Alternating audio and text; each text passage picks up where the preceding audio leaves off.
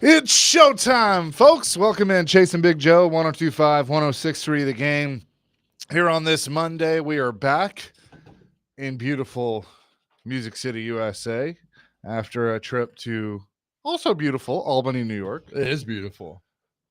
Joe is here. I'm here.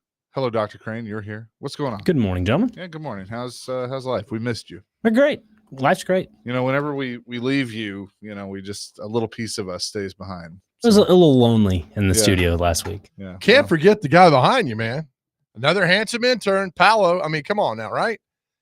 I mean, it's like Chase dips into the GQ Sorry. intern catalog, I was getting there. pulls these guys out. I was getting there. And we got Paolo. I mean, it's last year, stable of handsome interns. This year again, another stable of handsome interns. Chase, I think you got an eye for talent. Well, I think Ian has an eye for talent because Ian handles the interns. So Ian, you're What a a married guy. man. what a guy. We got a big show planned today. Adam Vingan is going to come in at 10 o'clock and sit in the studio with us and talk about some of the moves that the Preds have made, both in the draft and now free agency. But before that, our buddy, the Pokester, the AF1 Executive of the Year, Greg Pogue, is going to hang out with us. Should be it's interesting. I wonder if he's got something to tell us, or maybe some news. I don't know. We'll find out. And then at 10:30, MTSU quarterback Nick Vadiato is going to join us. He just got done at the Manning Passing Academy. Fresh. I mean, out of the oven from the Manning Passing. What do you think Academy. Peyton told him? Hey, so Nick, well, Middle Tennessee, I spent some time up, not Middle Tennessee, but Eastern Tennessee. I also spent some time in West Tennessee growing up down there in Memphis. I was growing up, read the defense, find the Mike linebacker when you can, and just go to every Tennessee event there is out there and watch your team lose. I think he broke the curse, didn't he, in 23? I think Peyton broke the curse in Knoxville when Tennessee beat Alabama for the first time in 80 years. I think he broke the curse. Javon Curse? That too. Yeah. But they always lost. Like, there was like, Peyton, please don't show up. We always lose. And then he's been on a roll. I mean, he went to the College World Series and they won. So he exercised, or is it excised? Dr. Crane, you're Catholic. Exercise or excise the demon? It's called an exorcist. So Exercise the demon? Yeah. Somebody. So it's not the demons like out there doing push-ups. No. So if anybody knows, please let us know on the text line, 615-737-1025. Yeah, help us. We need help. Because our Catholic man here does not know if it's exercise or excise. I don't know. I'm Baptist. I don't know. All I know is there's a thing called an exorcist, and we don't want that to happen. Hey, Nick, do you know how you can spot a Baptist in a liquor store? I don't know. They won't talk to you. That's an oldie but a goodie. A lot of Baptists in the area. That's fine. I'm one of them. That's fine. So that's very true. I had a really good friend in high school that was Baptist, and he'd walk into class and the joke kind of became like on Monday that he'd walk into class and somebody'd be like, how was church this weekend? What are we boycotting today? Oh, ouch. When I went to Sanford, you couldn't dance. You had to have dances off campus. I'm like, what? I've got a 6-pack of beer in my dorm room, but I can't dance on the quad. I thought that was like Church of Christ. No, it's Baptist. Huh. I'm Methodist, so what welcome to the theology hour here at 102.5, where we know absolutely nothing about religion except there's one God. Here's what's funny is we were sitting in the airport. We had about 4 hours to kill in Midway Airport in Chicago, and good on them. They have a chapel, and so that's right. On Sundays they do services and everything, and at like 11 they did a Catholic mass, and then at noon they did a Protestant Christian service. Yep. And in my head I'm thinking like, man, we just take all these Christians and lump them together. I guess. I mean, but kudos to where were we? O'Hare, Midway, one of those. Midway. For doing that. So I was like, oh my gosh. I was like, they're actually doing this. It was good. So I hope a lot of people attended that, because Chase and I did not. We didn't. And we should have. Probably. We were eating and doing those things. And fellowshipping. All those So as soon things. as somebody lets us know if it's exercise a demon or excise the demon, I'm not sure which one of those it is. You're Josh from Murfreesboro on our text line, driven by WilsonCountyHonda.com, says you're looking for X or size. Excise is a tax. EXORCISE. See, thank you. So we're Yeah. not going to tax the demon. We're going to exercise the demon. Okay. But not like I went to the gym this morning, like that exercise. I get it. Like, cast him out, right? Get out of here. There's a lot of Baptist jokes coming in on the text line. You get it. The Chase and Big Joe show does not want to offend anybody in your religious beliefs. Unless you're Baptist, which I am. Unless, Isn't that the Seinfeld episode where the dentist becomes Jewish? And Jerry's like, I think he becomes Jewish so he can tell jokes. And that's Bryan Cranston. Yeah, that is Bryan Cranston. I think he became Jewish just to tell jokes. And that's it. So what a great episode that is. 0247 says, Chase, big shout out to you and Joe on the coverage of the Cats game Saturday. Thoroughly enjoyed it. Y'all made me feel like I was actually there. Oh, thank you, Carol. Thanks for it was not Carol. For those kind words. Nevada Josh says 60-57. Man, what a game. Wish I was there. Y'all did great. You funny bleeps. Oh, thank you. Except for one moment in the game, which I thought Chase was going to say, you know what, just going to have a seat down there and get away from me, if you don't mind. I thought you were going to lose your mind.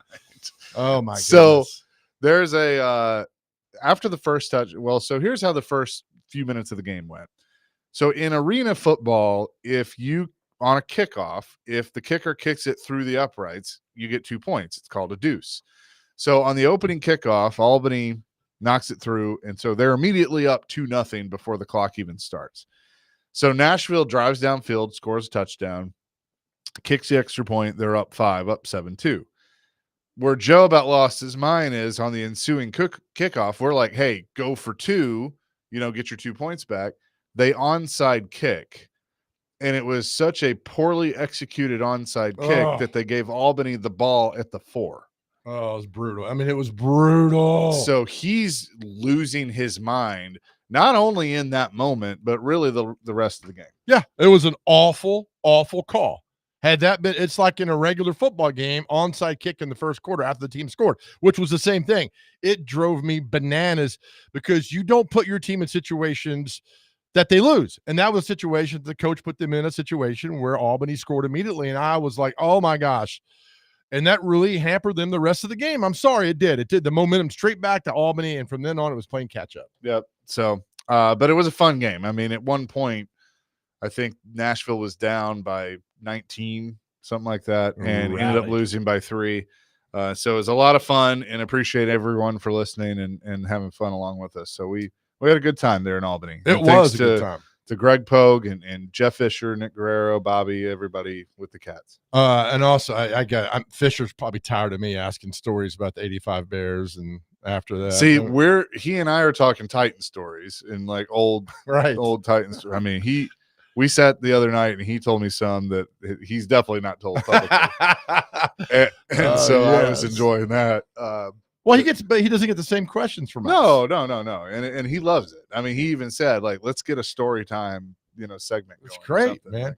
But Chase. Oh, it's time. Is it time? Are you ready? It is time. Oh, he's ready. I'm so proud of you. Let's go. Yeah, we are officially today 54 days out from the start of college football. 54 days from that amazing sport kicking off again in 2025. So with that, what we've done, we want your favorite number 54 jerseys. Favorite number 54. I'm going to start. He's my all-time favorite SEC player. He played at Tennessee, number 54, Dale Jones. Amazing linebacker. One play he did in college that stands out when he intercepted Mike Shula in 1985 down in Legion Field, and Tennessee won the game 16-14 over Alabama. What a game. That's the game Tony Robinson blew his knee out, and the Vols were reeling in that day, but Dale Jones made a great interception. Vols win the game. So number 54, my fave number 54, Dale Jones. Chase McCabe. Well, I mean, there's 2 that come to mind for me. Hall of Famers from the Dallas Cowboys. Randy White would be one of them, and Chuck Howley. Chuck Howley's a good one. Yeah, I looked that one up. But Randy White was. Randy White. Yeah. Where did he go to college? Maryland. Badass. Yep. Dr. Crane, do you have a number favorite 54? I believe Brian Urlacher was number 54. Yeah. He was. That was somebody I'd like to, meet. So here's something funny. Like when I on Google, I typed in the best athletes to wear 54. So now they have the AI thing that comes up. Yeah. It put Brian Urlacher in the NBA. So I don't know if you knew that. He's a great player. But there was another 54 in Chicago that was in the NBA. Horace Grant. Yep. Horace Grant.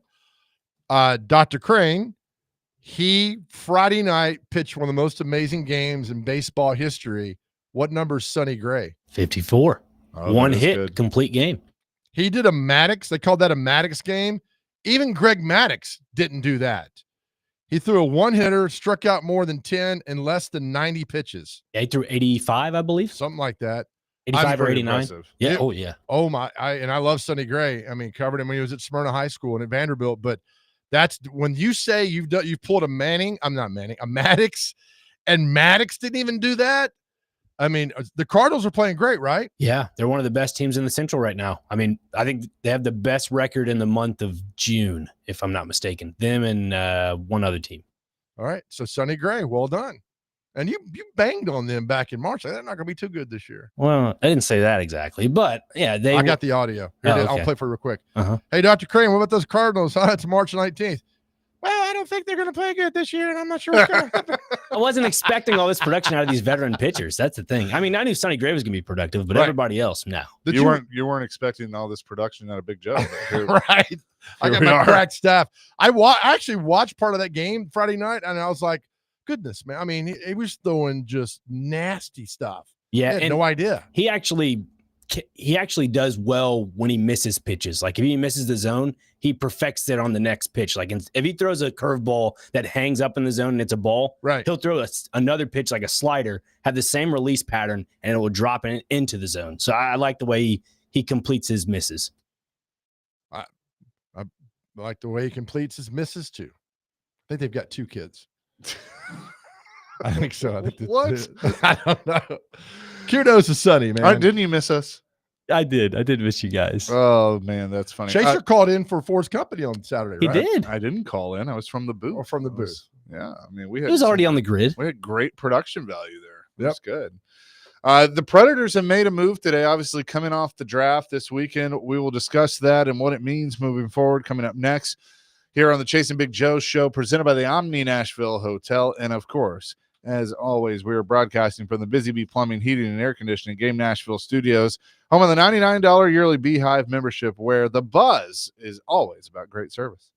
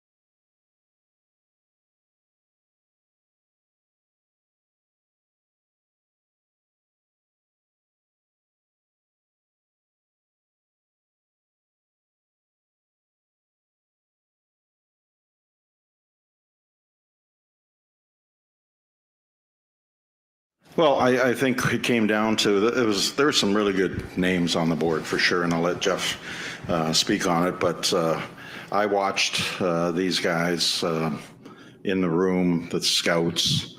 It came to a little bit of a nit factor. The guy shows up, all those intangibles, the work ethic, all those things. I mean, there's not too many things that are going to get in this guy's way, and we had some tough decisions, but there was total passion on this pick, and we had good intel that a lot of teams had him where we did. So, really, really good pick. I love this kid. When we met him in the combine, he's infectious. People will follow him, and he's got like I say, he's got that whatever it is, and we're really happy to have him. That was Barry Trotz.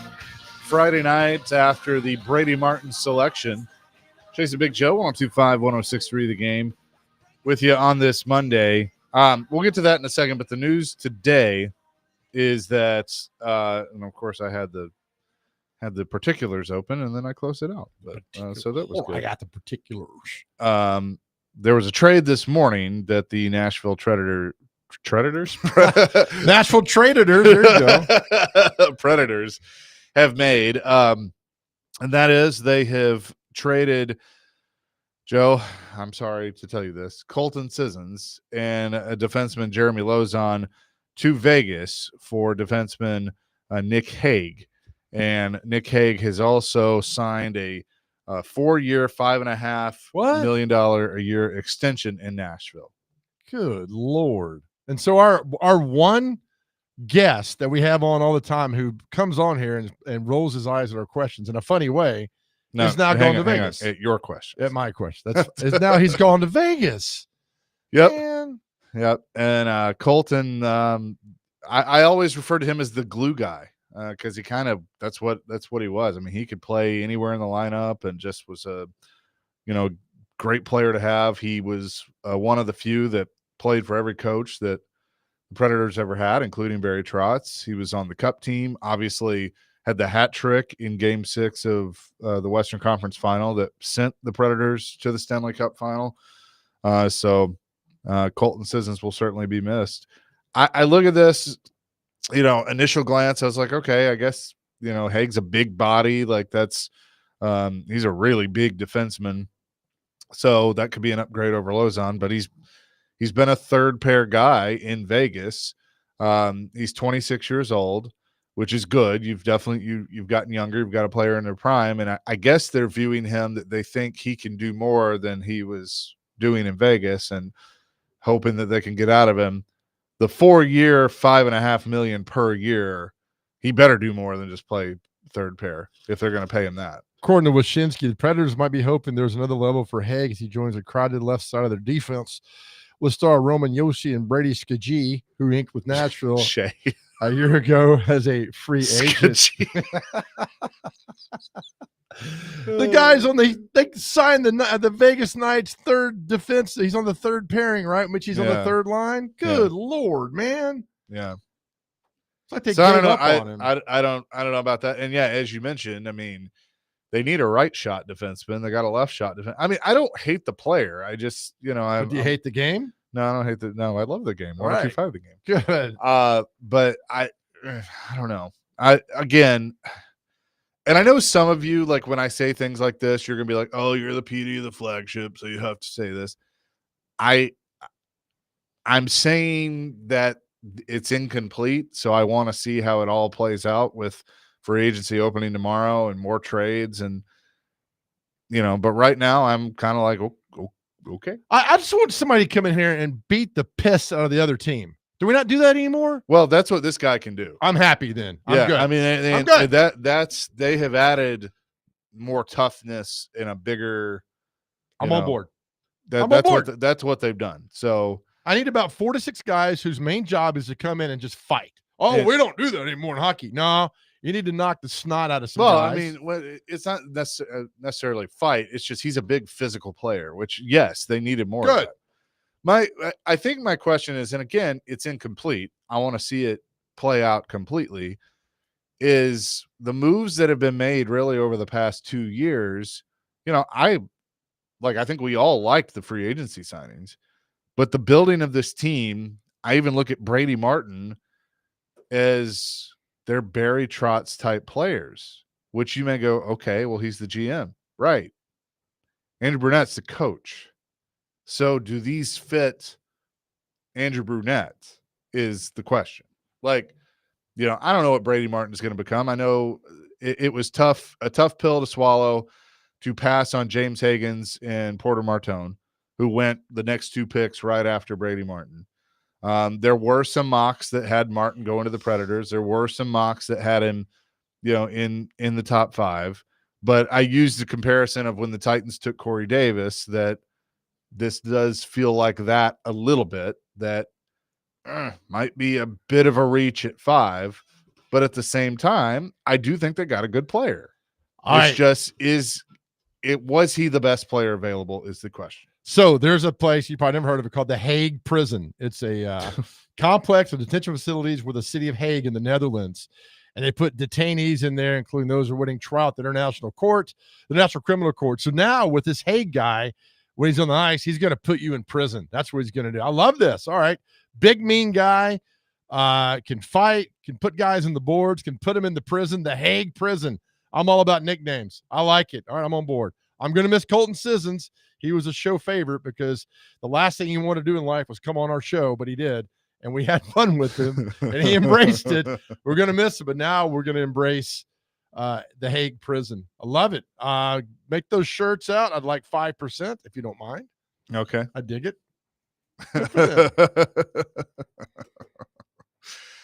So there you go. What do you think about the trade, the draft, all the things with the Predators? 615-737-1025. Joey from Gallatin says, I love Big Joe Skagee. Thank you. Oh no. Weston Clarksville, is this new signing the Andre Dillard of hockey? I'm not going to go that far.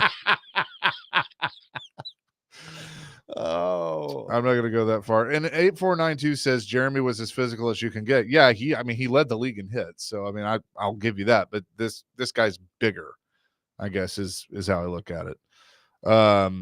Chip from Mount Juliet, 100% chase. The players didn't fit last year. We will know within 2 months this year. That's the thing. And if they have to fit Andrew Brunette. And if they don't, then Andrew Brunette's not going to be here. And that's not Andrew Brunette's fault, but that's just the way it is. Well, does Andrew Brunette have any say who gets drafted? I don't know. Did you find this stuff out? I would think so, but I don't. It doesn't feel like he did. You don't think Trotz with the Brunette said, hey, what about adding this guy? And right, I would think you'd want your coach on the same page and to know what you're doing instead of driving around town and hearing it on our show. It's like, what the hell happened? Hey, I didn't know that. I would think that you would be involved in that, but that's what I would do. But again, nobody's asking me. No, they're not. That's smart. That's probably a good thing. But put them in the prison, baby. 615-737-1025 is our phone and text line, driven by WilsonCountyHonda.com. We'll continue this conversation. I think our man Greg Pogue's supposed to join us in here. I don't know if he's here yet. Is he not calling? I thought he was coming in. Oh, God. Okay. He better be like Clay and bring donuts. Better happen. Yeah. Anyway, we'll do that and much more. Coming up next, Chase and Big Joe, 102.5, 106.3 The Game.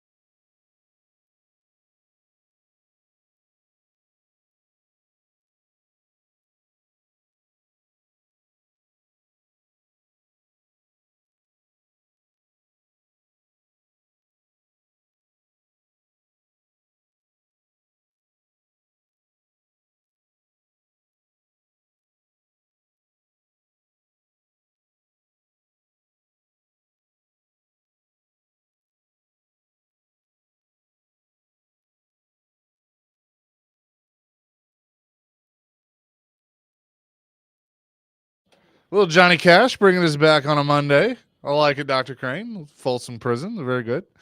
Chasing Big Joe, 102.5, 106.3 The Game. We had a lot of fun in Albany over the weekend calling the Arena Crown Championship game between the Albany Firebirds and the Nashville Cats. And we say hello, Joe, to the AF1 Executive of the Year, our good friend, Greg Pogue, who is on the line with us. Hi, Pogie.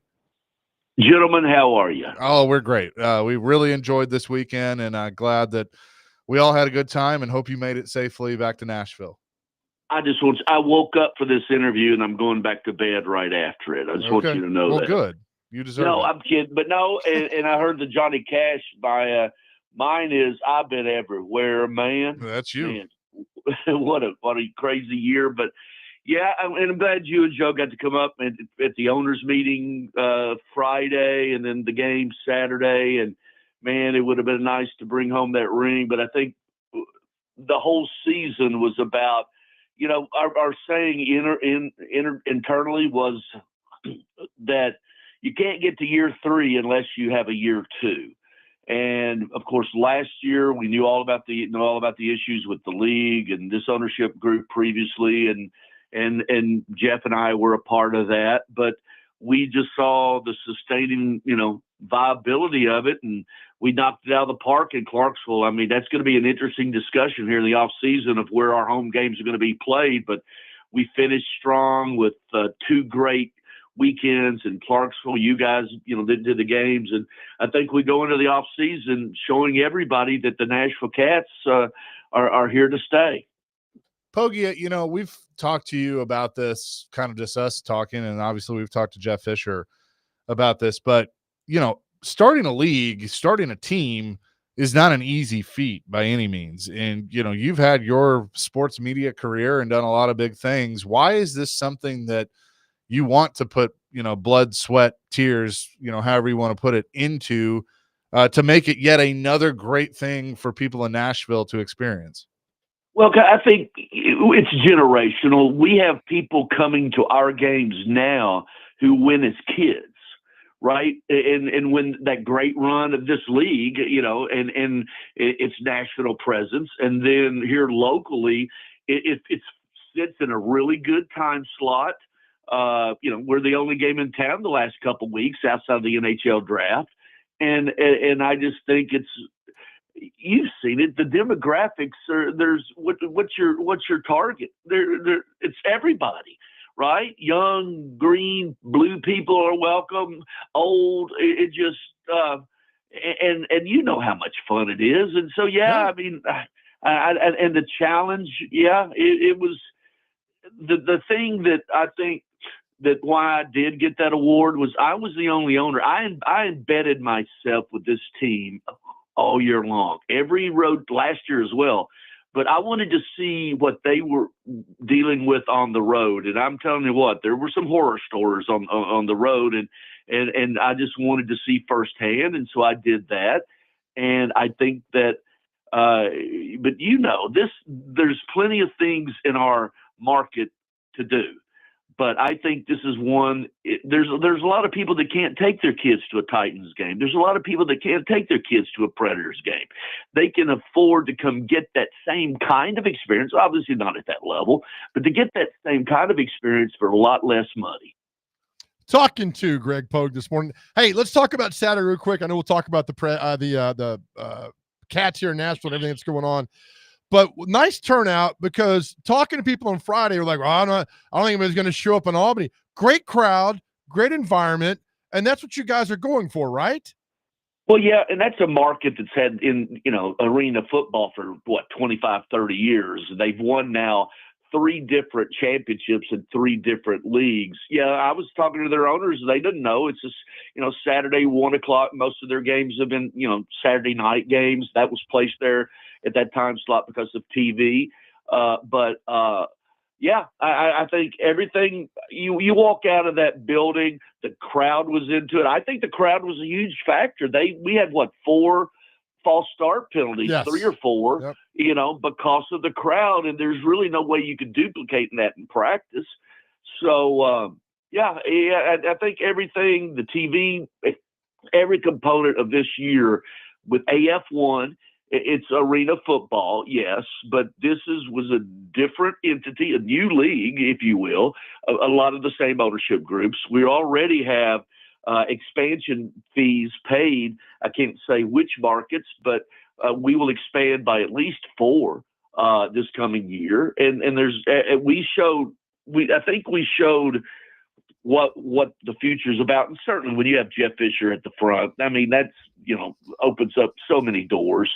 But in the past 20, 25 years, the indoor game, the arena game, has been fragmented. You've got 14 different leagues and Right. 50 different cities, right? We want to become, I use this loosely, but we will become the standard, and we will grow it to where it's one league. And if any of these other leagues want to be a minor league to us, that's fine. Charles is asking, sent me a text, ask Greg when a decision will be made on where they will play next year. I guess you get asked that 10 times a day, right? Well, especially with the kind of success we had in Clarksville those last 2 games. You guys were over there. We were at 80% capacity, 90% capacity in the last regular season and in that playoff game.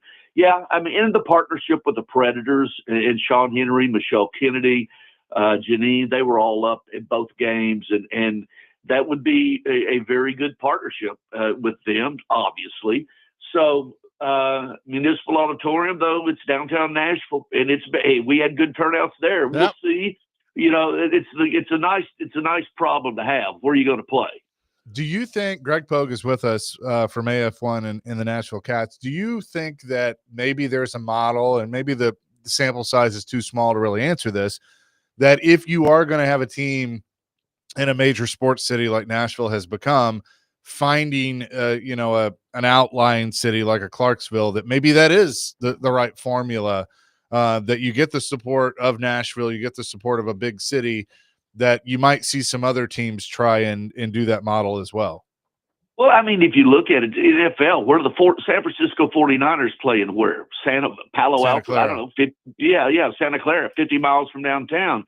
You see that forever. Where did the Lions? I mean, that's not unusual. The Braves are in Marietta, right? Yep. And so, yeah, I think you sort of get the best of both worlds. I don't think you lose the Nashville market if you're in Clarksville, but the mayor over there, we had watch parties in downtown with Michael Waltrip, who's now part of our ownership group, and in Clarksville, we had 2 watch parties. If you'd have told me that 6 weeks ago, I would have said you're crazy. And you got it done. Well, congrats for all that. Also, I know you like talking about yourself, but getting that, it's a big honor being executive of the year of the AF1. Did you have any inkling? Did you know that was going to be happening or anything? Yeah, I dressed up for it. Couldn't you tell? Yes. Well, it was funny. We sat down. We were all sitting together at dinner, and Joe's like, Greg's going to win something. Like, so I had a feeling. He had a feeling. Of course you want to win. I've never been, all the awards I've won, I was, they dragged me into it. Anyway, I thought I had a chance. You don't ever want to think about that, but and also I want to give credit to our partner, CEO Bobby Dvorsny, who has just killed it in Clarksville, and it's like the road runner. You just don't see him until he stops. But I thought I had a chance. I really did, because I know how much I put into it. No one else in this league has done what I did. And all the owners, all of those executives, they don't get on a bus for 3 hours from Corpus Christi to Houston and back. So yeah, I thought I had a chance. Gentlemen, I'll go ahead and pass this piece of breaking news along out of the NFL, because it does have a Nashville connection. According to Adam Schefter, the Miami Dolphins have agreed to trade 3-time All-Pro cornerback Jalen Ramsey to the Pittsburgh Steelers. Ramsey also gets a $1.5 million raise this season, bringing his 2025 compensation up to $26.6 million. So there you go. Jalen Ramsey going to the Steelers. Sorry, Pogue. Just wanted to work hey, man, an interview with breaking news, man. You send this in for a Murrow Award. So I know there's got to be now some time to breathe is probably like I was talking to Coach Fisher about that yesterday or Saturday, I guess it was, of now it's like, all right, let's just kind of take a step back and breathe, and then everybody get together. But I know you all have to be excited about what's next moving forward, whether it's media partners or teams or what have you with AF1. This is in 2 years. This is the first full off season we will have to do, not to do it right, but to do it in a full way where everything you just mentioned, Chase. Obviously, now we can go out. We have something to sell also, and that's important. Yeah, I mean, this is going to be, like I said, we're going to have a whole off season to get everything in place where I don't say we've been flying by the seat of our pants, but it certainly feels like it. Well, anyway, I would tell you the games in Clarksville were fantastic. This past weekend was fantastic. And like I've told Chase, we've talked about, it's just fun. It's in the summertime. It's in the perfect time, late March until June. There's not a lot going on. This was fun. And the whole thing in Clarksville and Albany and watching this team grow and getting to know the players, it was something else. So thank you for letting us be on this journey with you. Well, you know what I think of you two guys. Well, mostly Chase, but anyway. But no, having you guys there and being a part of it, and certainly our Cromwell partnership this year, last year, and especially this year, and putting the game on both 93.3 and 102.5 was really, I thought, a nice hit. So yeah, hey, you guys have been great to us. Everybody at Cromwell, Bud and everybody, Jeff Cole, we had I think we showed that we're here to stay. And that was the most important thing, is that, hey, I don't want to go out into an off season and selling a train wreck. We showed that we're ready to roll. No doubt about it. Pogie, thanks so much for doing this today. We will see you very soon, and excited about what's next. Yeah, it's your turn to buy. Yes, sir. Thanks, Pogie. Right. I thought you had an excellent question and remark. Thank you. Time to breathe. Yeah. Because it's been a runaway train for the last 6 to 8 weeks for Pogue and the AF1. Yeah. Now you can breathe.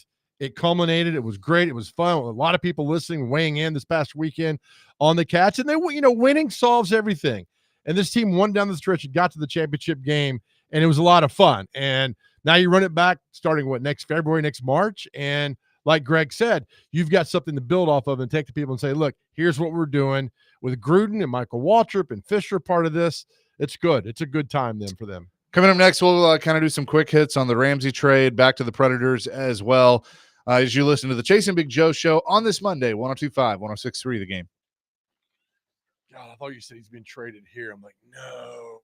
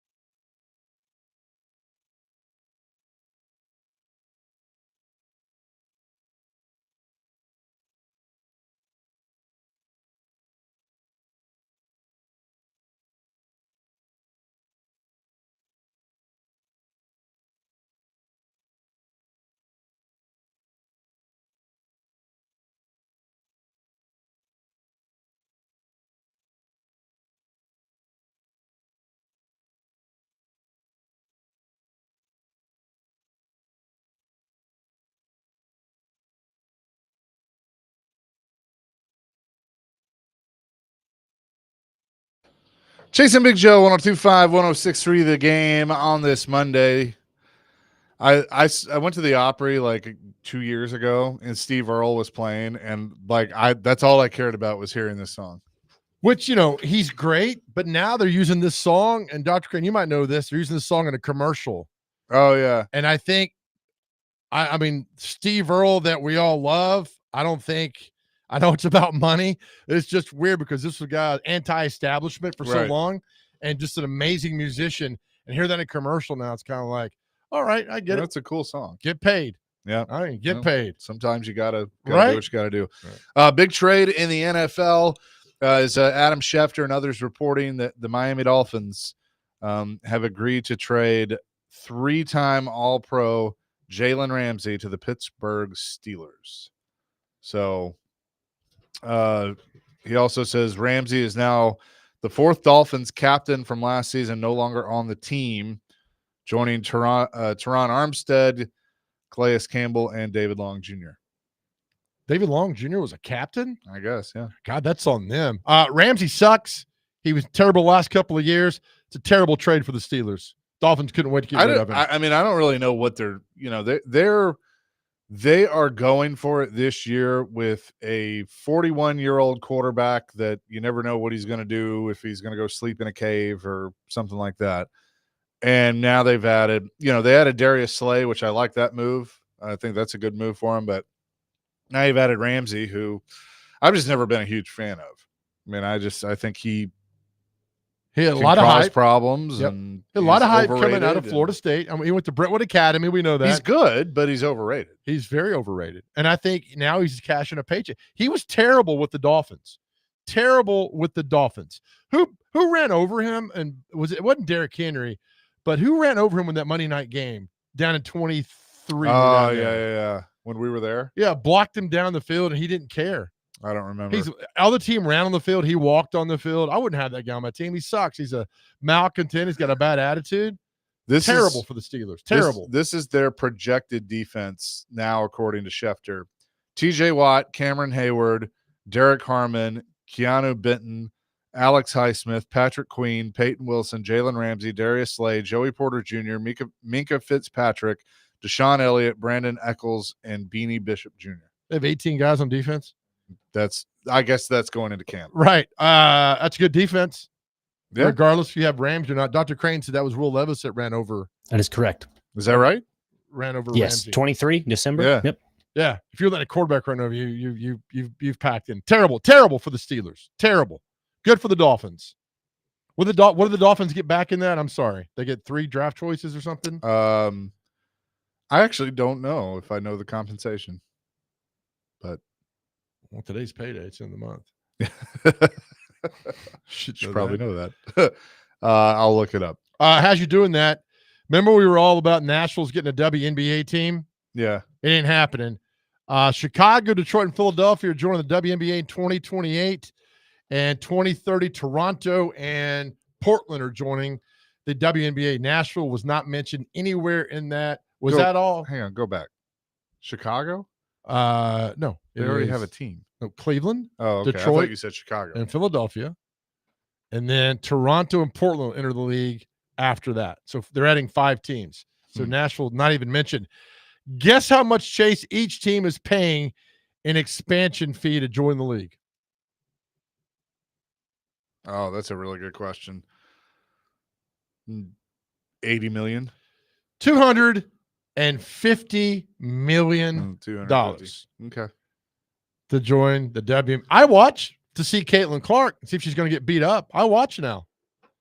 Well, a lot of people are watching. If she's not playing, I'm not watching. I think, I'll give Jared credit for this because he's who threw it out there. But the WNBA or the NBA who runs the WNBA, but they should get together and pitch to the networks, hey, we're going to give you like a Caitlin Clark television package that, you can have X amount of her games for this amount of money. Sure. And I think that would be a brilliant move. I watch. But more people are paying attention to it because of her. And we were talking to Rick Insell the other night, and I asked him, I was like, why why is it taking her? Because there have been really good players come through, collegiately and then go on to play pro. What is it about her?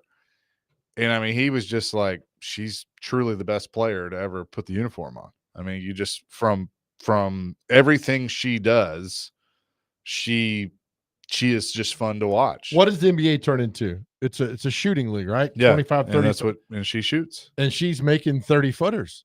Yep. And so if she ain't playing, I ain't watching the game. That's simple. But now there's a rumor out there. They're throwing it out there.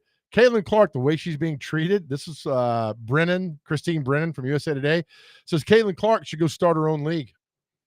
Nike's paying her $28 million this year in endorsement fees. I don't know. I mean, here's the thing. If you're not Caitlin Clark, like if you're, another player and all this hype's around this one girl and you're like, I've been busting my ass for years. Too bad. Doing this, like, I mean, but it's what they don't get, some don't. It's good for everybody. Rising tides raise all ships. They do. Why does Indiana not go out and get a Charles Oakley for her? They probably will. I mean, that's a great analogy. That's or what Dennis they need. Rodman. I mean, you touch her, and right. I'm shoving you. I'm going after you. I mean, they're not. You're basically using the analogy of go get her Pippen, her her whoever. Get her enforcer. Yeah, I know. I mean, but you're saying like just do exactly what the Bulls did for Jordan. Yeah, is they Oakley first and then Rodman. Even I would say Horace Grant was kind of in that too, big man. Yeah, get somebody to protect her. That's it. And that's your WNBA minute on the Jason Big Joe show with all that. But I just found it curious that Nashville's nowhere to be made, even though remember last summer was the big push about getting this team, and they're not even mentioned in the next 5 that are joining the league. I wouldn't pay $250 million because Caitlin Clark's out of the league. Nobody's watching. No, but I think the hope is that this is just the beginning of actually, of getting some really good players that people are going to be drawn to and want to watch. I mean, our buddy Ryan Porth that works in Chicago, was telling me that the Chicago Sky have worked a deal with United Center that whenever they play Indiana, they play those games at United Center and they sell out. Crazy, isn't it? Isn't that crazy? Good for them. Good for all involved. I want everybody to be successful. I am not one of these that say, no. I want everybody to be successful. And that's kind of a way to do that. And speaking of successful, Chase McCabe, Nashville SC. Yeah, they are.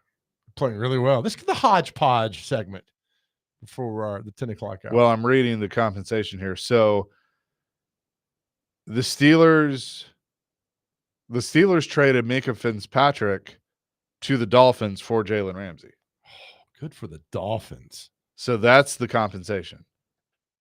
And getting rid of a headache in Jalen Ramsey. That's an even better compensation. Dolphins won that trade. Mika Fitzpatrick now returns to Miami, where he started his career and was the number 11 overall pick. It's a rare player-for-player trade and another trade. Good for the Dolphins. I mean, you got rid of a massive migraine. Now it's Mike Tomlin's problem. So now he's got a couple of migraines up there, and Rodgers and Jalen Ramsey. Yeah, I mean, you got a good team, but good for the Dolphins, man. Yeah, for sure. Show. Coming up next, Adam Vingan's going to join us in studio a little bit early to talk some Preds, kind of review the draft and the trade this morning. We'll do that next. It's Chase and Big Joe here on this Monday, 102.5, 106.3 The Game.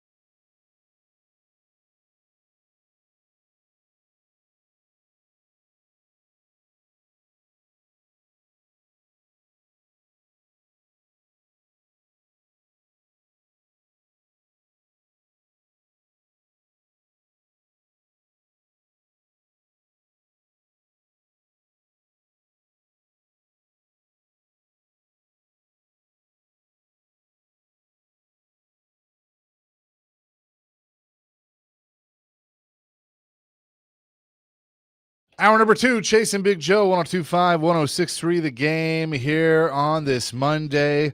We're joined an hour early. He came in an hour early to hang out with us. Adam Vingan is in studio, of course, of DVD coming up after our show. Wanted to bring him in and talk a little Predators. What's up, Adam? Hey, guys.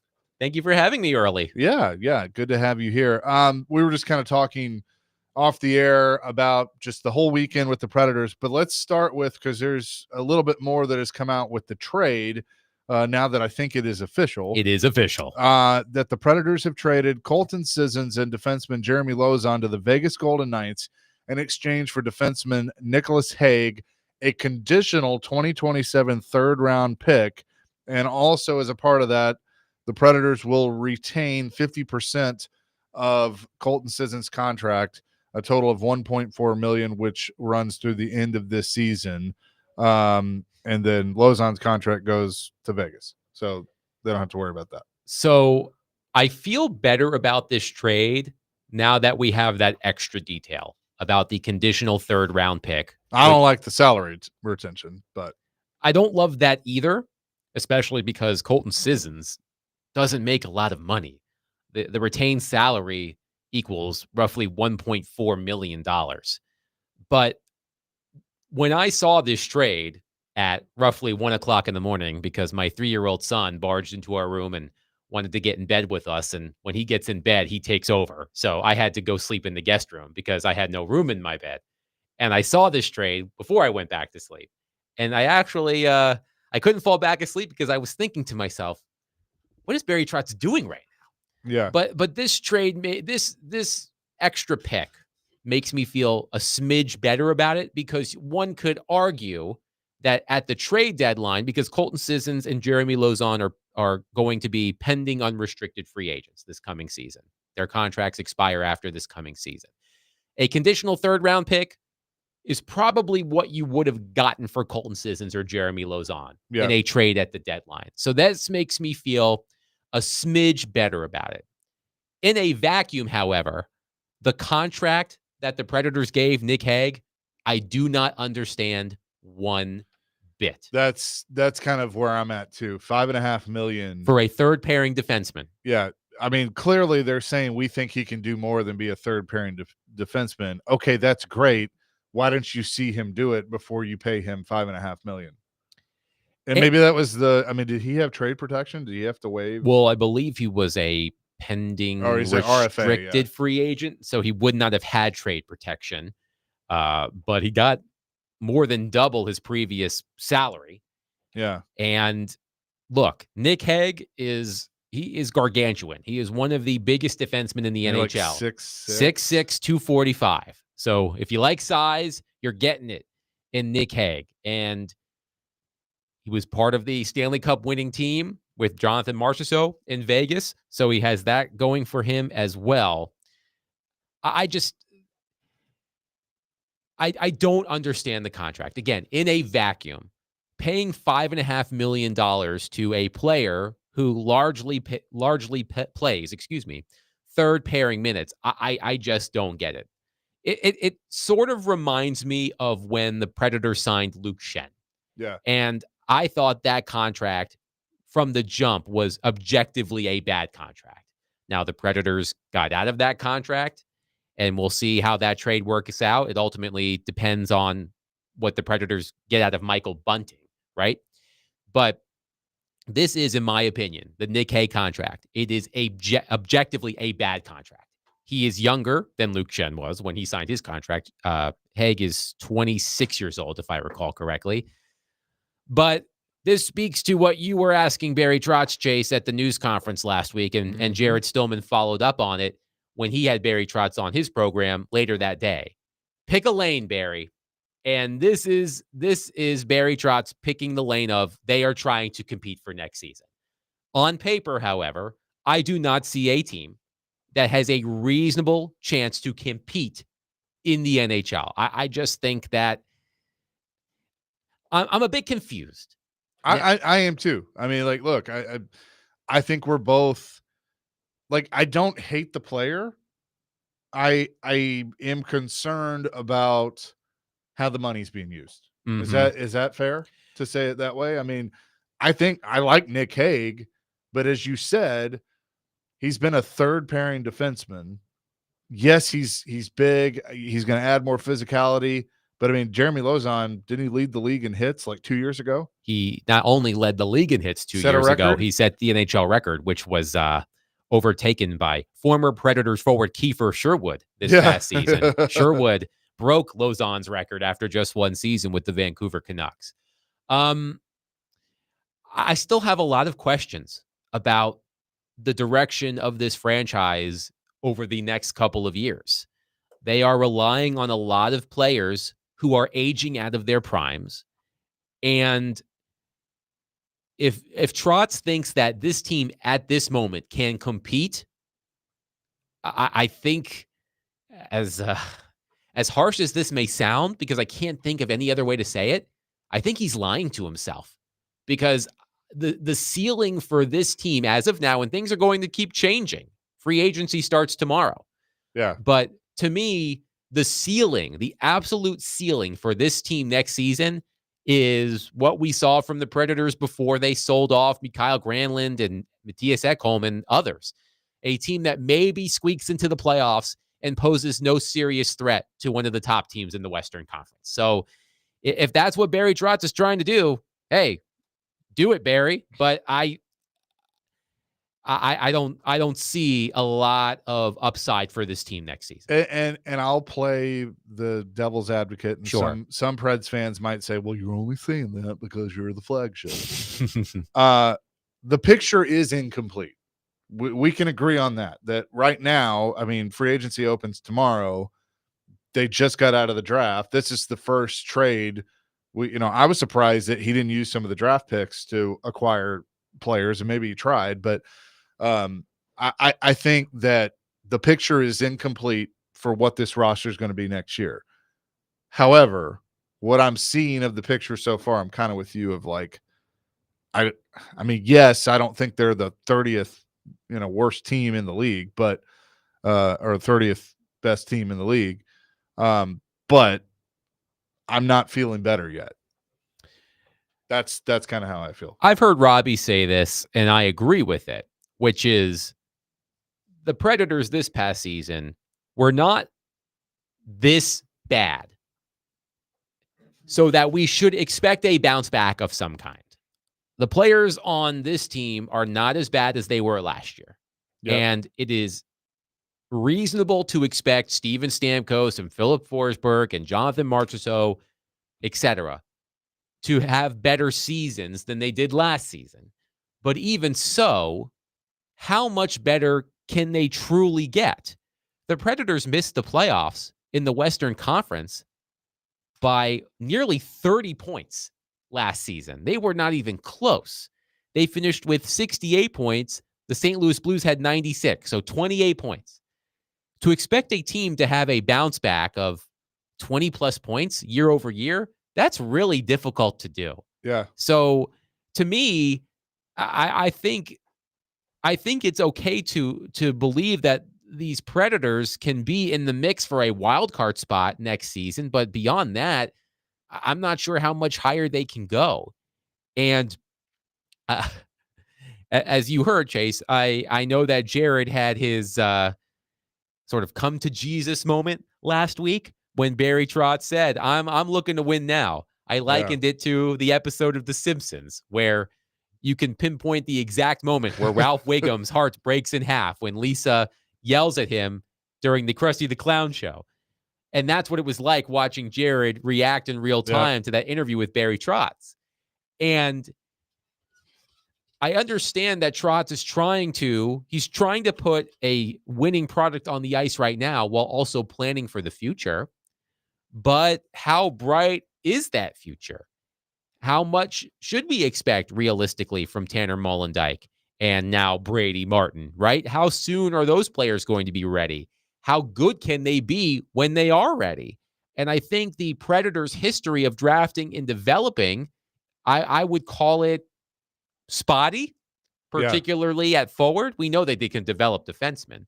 So I have more faith in Tanner Molendyk becoming a big-time player for this team than Brady Martin, just based on history. But I feel like, Chase, the Predators are now where they were before David Poile looked in the mirror a couple of years ago and realized this team has reached its ceiling. Yeah. And they made the decision at the 2023 deadline to sell off multiple veteran players. It was the right decision. I remember writing a story around that time saying that David Poile's most popular decision in recent years was his decision to retire, because Predators fans had sort of had enough with David Poile and the thought that that Predators team could compete. I feel like 2 years later, we're kind of back in that same position with this team where they're older, they've got long-term contracts with trade protection built into them. I'm not sure exactly how far this team can go. I think we are in the I think we should be prepared for some lean years around here. Maybe not as poorly, maybe not as poorly as it went last season, but think about the Predators that lost to the Avalanche. Think about the Predators that lost to the Hurricanes in the playoffs in the COVID shortened season. Those are the Predators teams I think you should be preparing for these next couple of years. A team that will win some games and will be in the mix for a playoff spot in March, but will either fall short or sneak in and get bludgeoned by one of the best teams in the Western Conference. That's what I think this team's ceiling is over the next couple of years. All right, answer this, Adam. 5724. We Predators just helped Vegas watch them make a splash with some big free agent. Is this guy accurate? Do you think that's going to happen? Well, answer that on the other side. I will, because I do have an answer for Joe on the other Okay. side. Also, full terms of the Jalen Ramsey trade between the Steelers and Dolphins. The Steelers get cornerback Jalen Ramsey, tight end Jonnu Smith, and a 2027 7th-round pick. The Dolphins get safety Minkah Fitzpatrick and a 2027 5th-round pick. So that is the full trade. Jonnu Smith reunites with offensive coordinator Arthur Smith in Pittsburgh. We'll have more of that. I'm Vingan in studio with us. Chasing Big Joe, presented by the Omni Nashville Hotel, 102.5, 106.3 The Game.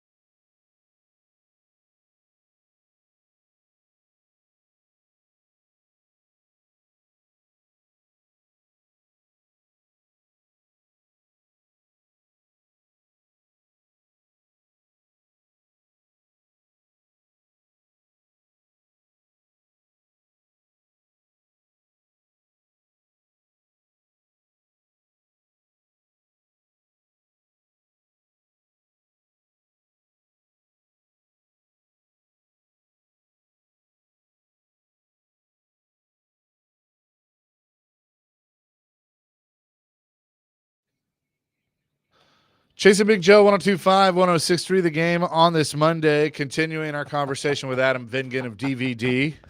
Oh, what a song. Yeah, good job, Dr. Crane. Describing what a lot of Preds fans are feeling right now. All right, 5724 Adam says, we just helped Vegas, we being the Predators, watch them make a splash with some big free agent. They got rid of the Hague. They got rid of the prison. So what do they do now, Adam?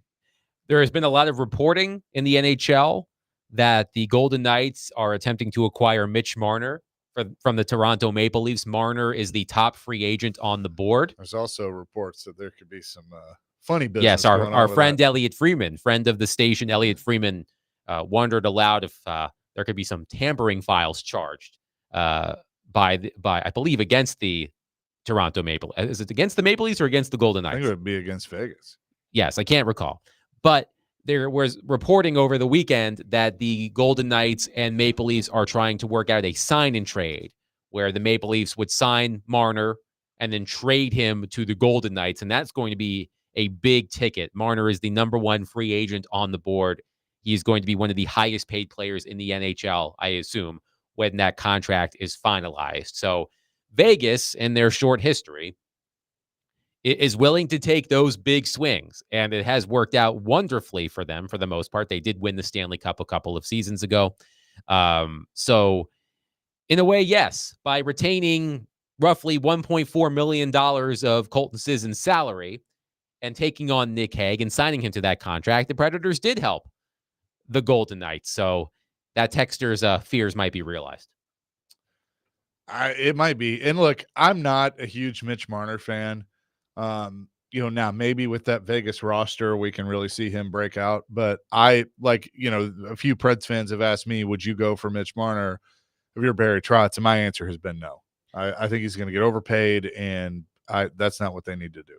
No, I like Marner, the player. I do think he gets a bad rap. He is an outstanding player on both sides of the puck, but there have been enough failures in Toronto that he wears them more so than any other player. He's from Toronto, which adds to it. So it makes sense for him to move on. But Vegas, the rich keep getting richer, man. The moves that they've made over the years, Jack Eichel, Alex Pietrangelo, Tomas Hertl, so on and so forth. They go for it. They are ruthless. And they are not afraid. They are the NHL equivalent of the Super Bowl winning Los Angeles Rams, the F them picks Rams. That is the Vegas Golden Knights. The bill will eventually come due, but not yet. So when you look at this team for next year up the middle, and Barry Trotz has said, that the hope is they want Stamkos on the wing, that not to have to put him at center. We know Ryan O'Reilly, but he's 34 years old. Is he? And we know that he's been playing top line center, but he's not really, and he's done okay with it. But that's not what he is. I was telling you this during the break. I was impressed with Svechkov, how he's kind of grown, especially towards the end of the year.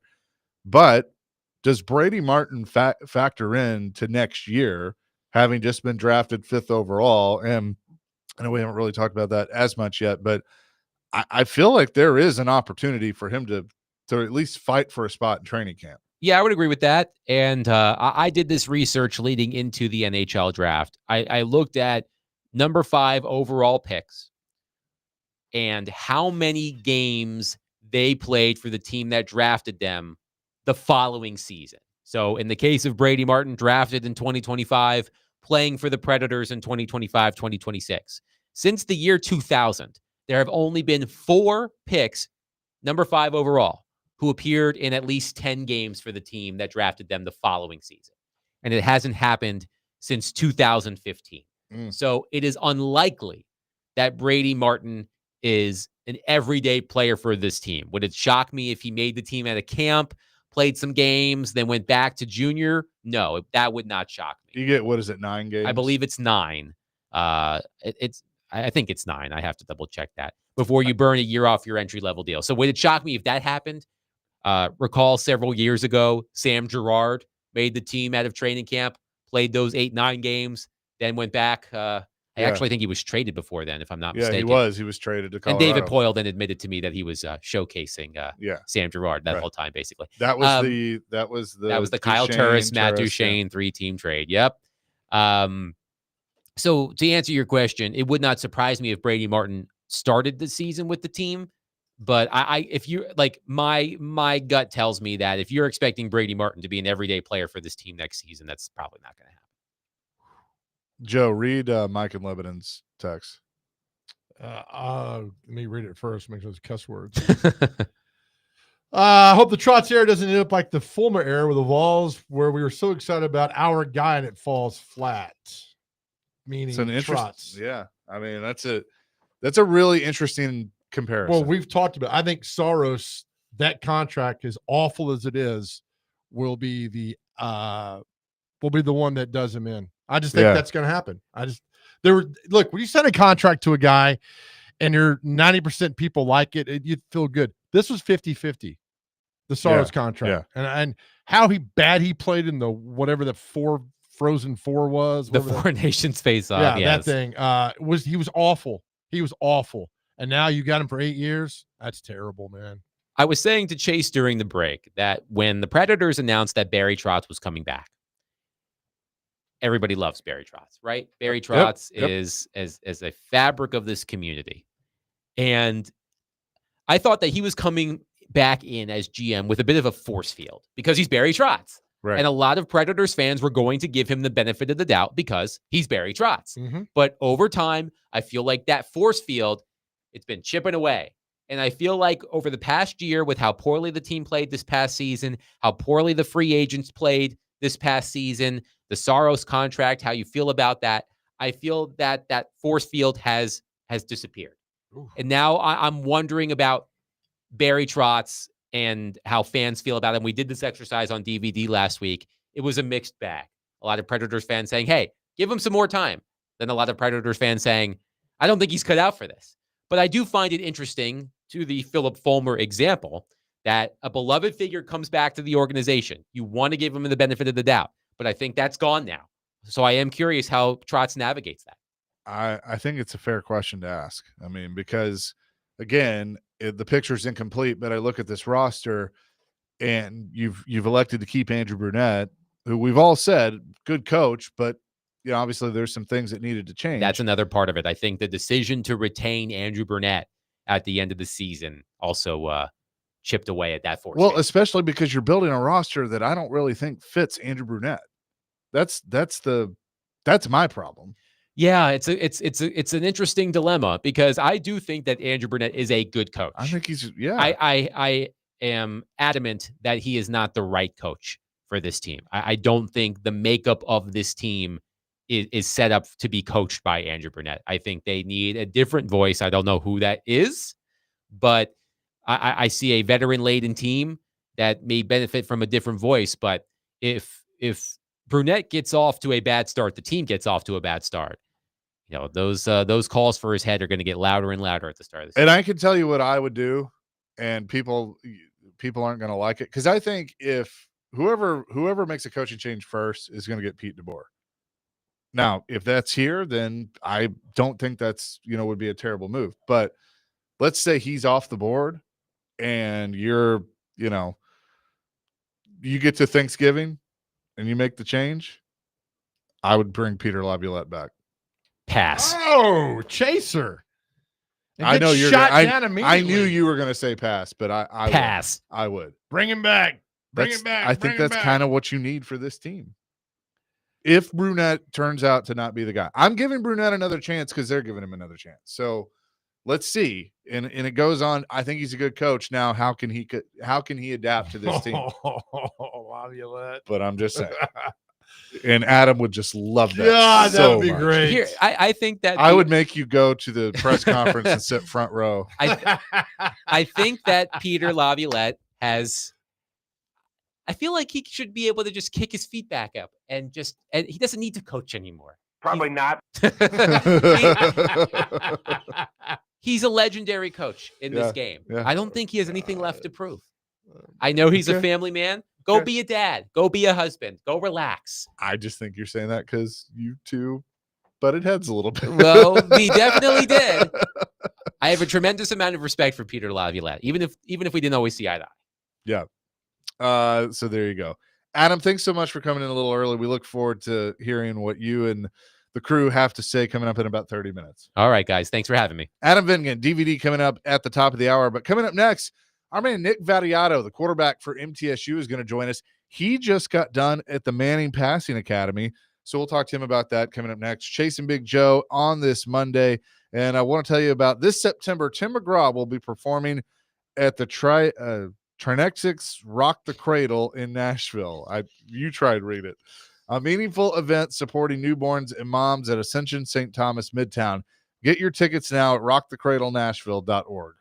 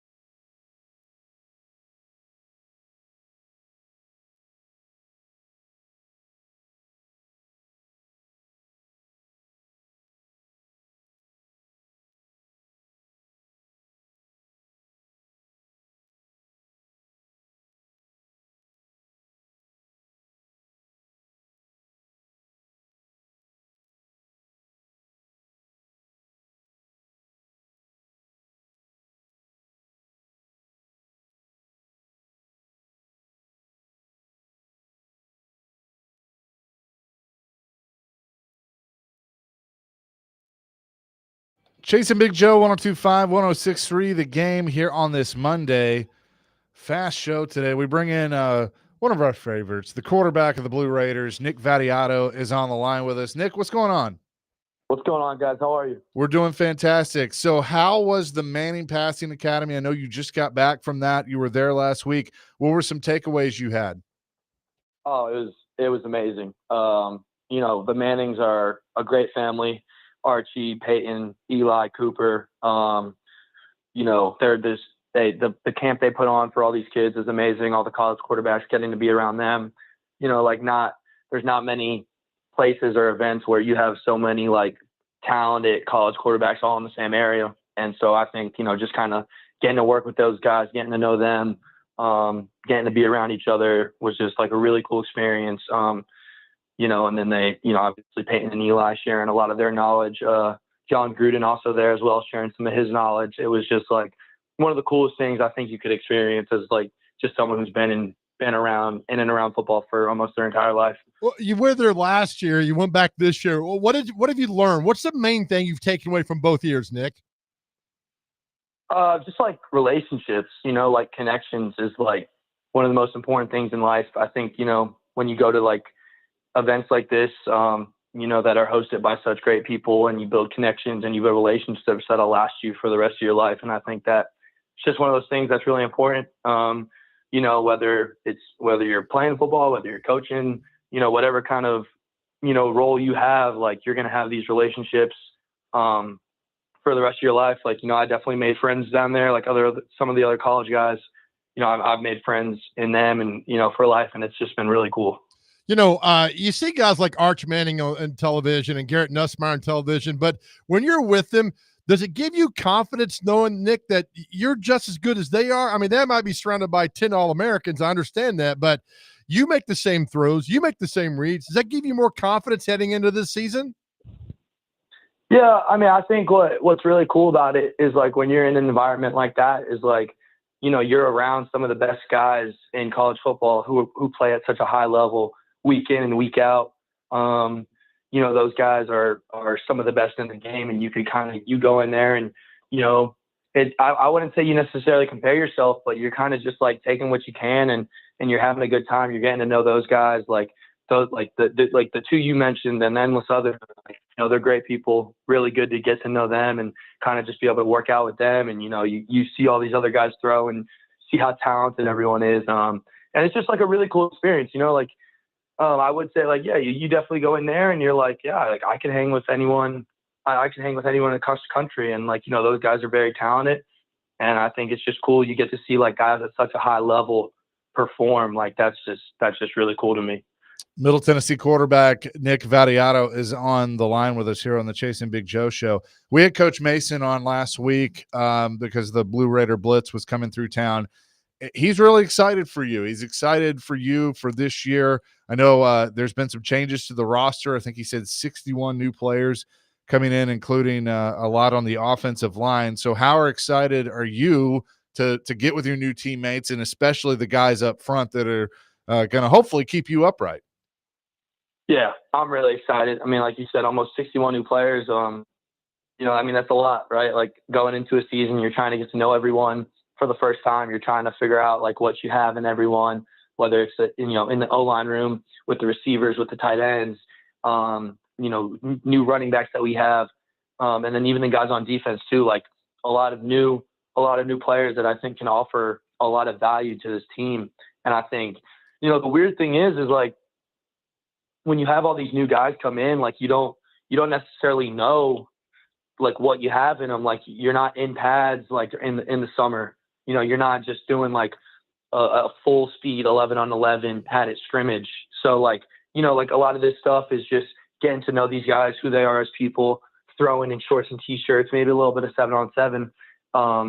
But I'm really excited. Like the guys we brought in are awesome people, talented, and I'm super excited to see like how we move in the fall camp, and then kind of like who kind of like shows like their value to this team and how we can move forward going into the year. So I'm really excited. I mean, all these guys are talented, so I'm excited to see them play some football, honestly. Hey, who do you throw to down there? I know there's 1,000 quarterbacks. Who do you throw to? Down at the Manny Passing Academy? Yes. So the Nicholls State receivers, so that they host the event at Nicholls State, and the Nicholls State receivers, they like credit to them. They're out there Thursday, Friday, Saturday. They catch for all the college guys every single day. Those guys are warriors. In the heat, they have their summer workouts and they come out and catch for us. So they did an awesome job. And then on Saturday, some receivers from Tulane, some receivers from LSU, some receivers from South Alabama, Southeast Louisiana, they all come out. We have a big throwing session. So like a lot of credit to those guys. Like they're really good at what they do. So I appreciate them taking their time to, allow us to throw to them. Yeah. Did you get to spend any individual time with Peyton or Archie or Eli or John Gruden? Yeah. I mean, like on Friday, Peyton and Eli, they kind of did like a private thing with the college quarterbacks. John Gruden spoke to the college guys briefly, and then Peyton and Eli also spoke to us. And, just it was kind of like a Q&A, like guys were able to like freely ask questions that they had. And, Peyton and Eli were, more than willing to answer those questions and share their knowledge. And I think that was just like, that's something that like is priceless, honestly, hearing from two of the best to ever do it. Just something like that is just so cool. All right. So what do you do for the next month? I know you report to camp late July, the opening of the new football facility, late July, then the first game, of course, August 30th against Austin Peay. What's the next month like for Nick Vattiato? Yeah, just, summer workouts. We're lifting, we're running, trying to get this chemistry down with the new receivers. We're throwing routes on there, trying to get timing right, seeing how these guys move in and out of breaks. Is really important for us to build this chemistry because, when you bring in these new guys, you got to kind of feel it out, see how they run routes, see how well they get out of breaks. Like, are they shifty? Are they quick? Are they fast? Are they more of a deep threat? So I think it's like fine tuning these little skills to understand what you have going into camp. I know me and Parker Hughes, one of our leaders on defense, linebacker, and Coach Mason, we're going to Conference Media Day. I believe that's in Frisco, Texas, for like the third week of July. So that would be really cool. And just kind of gearing up. Obviously, we have the new facility opening it up. I believe ribbon cutting is July 30th. That would be really awesome for the program. Been a long time coming. So, it's an exciting month of all the other stuff before we can actually get to football and fall camp. Well, Nick, we're looking forward to it. Always appreciate your time for coming on the show, and we'll see you here in just a few weeks at camp. Yeah, I'm excited. I appreciate you guys. Always love coming on. Thank you for everything you do. And thank you always, of course, for all of the support as always. Absolutely, my man. Nick Vattiato joining us here on the program, the quarterback of the Blue Raiders. And we look forward to seeing him, like we said, at camp here in really about a month. Love it. Cannot wait. When it will be here. We'll come back with what day is it and celebrity birthdays. It's the Chase and Big Joe show presented by the Omni Nashville Hotel. Before we do that, let's give something away. We have not done that yet. Caller number 3 at 615-737-1025 will win a pair of tickets to see Volbeat and Hailstorm at First Bank Amphitheater Thursday, August 2nd. Caller number 3, 615-737-1025.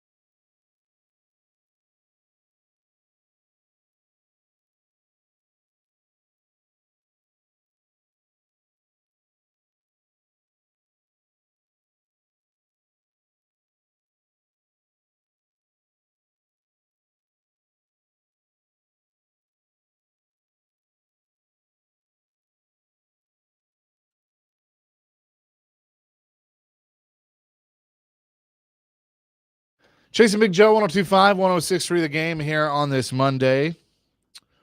Hope you're having a great day so far.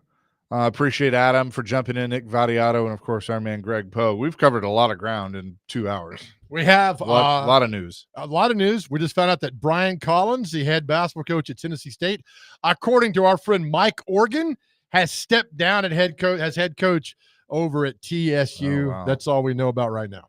Wow. Interesting. Yeah. So Brian Penny Collins out. Lots of changes happening around, man. Changes. With that, let's get to what day is it and celebrity birthdays. It is presented by Jarrett Companies, Inc. Their commercial plumbing and HVAC division covers all of refrigeration, service, and maintenance needs. JarrettCompaniesInc.com. Above and beyond industry standards. All right, folks and gentlemen, women, all the above. First on the list, we have International Asteroid Day. Excuse me? Asteroids, that fall out of the sky. My dad had asteroids so bad one time we couldn't use the toilet for a week. That's from a movie. Come on. Still funny. It's hilarious. Come on, Joe. Can I not laugh? Yes. Okay, thank you. International Sailor Moon Day. I'm not sure. It looks Wasn't that a show? Yeah, it looks like a character. I don't know who that is. National Meteor Day. Asteroids and meteors, huh? Yep. We're having a full-on, I know it's basically the same thing, but I mean, just saying, it's on the list. National, all right, this is an abbreviation. Outfit of the Day, OOTD. Is that right? Okay. Outfit of the Day. Sure. Okay. Top Shop. National I'm sorry? Inside joke. It's Sorry. an inside But joke, it's damn funny. But I knew it'd make him laugh. National Organization for Women Day. Please take my children to work day. Don't have any of those. Social media day is today, so that's to wrap up the list. Isn't that every day? Yeah, essentially. I would think. All right, good job on that, Dr. Crane. All right, time for celebrity birthdays. Got to get these within 2. Our first birthday, he's so funny. From In Living Color, actor David Allen Greer. Oh, he is funny. 66. 67. 69. Nice. Dr. Crane's up 1-0. Actor, he was in Full Metal Jacket, Men in Black, and the CSI, or the gosh damn it, SUV. I said, gosh. I know you. Vincent D'Onofrio. Okay. Sound it out. You'll get there. I think I know who you're talking about. He's in Full Metal Jacket. He's a big fat guy in Full Metal Jacket, but he lost a bunch of weight. He's on SUV or SVU. Okay, yeah. 67. 62. 66. God, that's a long way to say somebody's name. I apologize for that. Tied at 1. Chaser got it. Mike Tyson. Today's Mike Tyson's birthday. 59. 63. 59 exactly. Chaser's up 3-1. I had to think about the Paul fight. Like, they kept saying 58-year-old. Oh, a little inside intel there, huh? Yeah. Actress Monica Potter.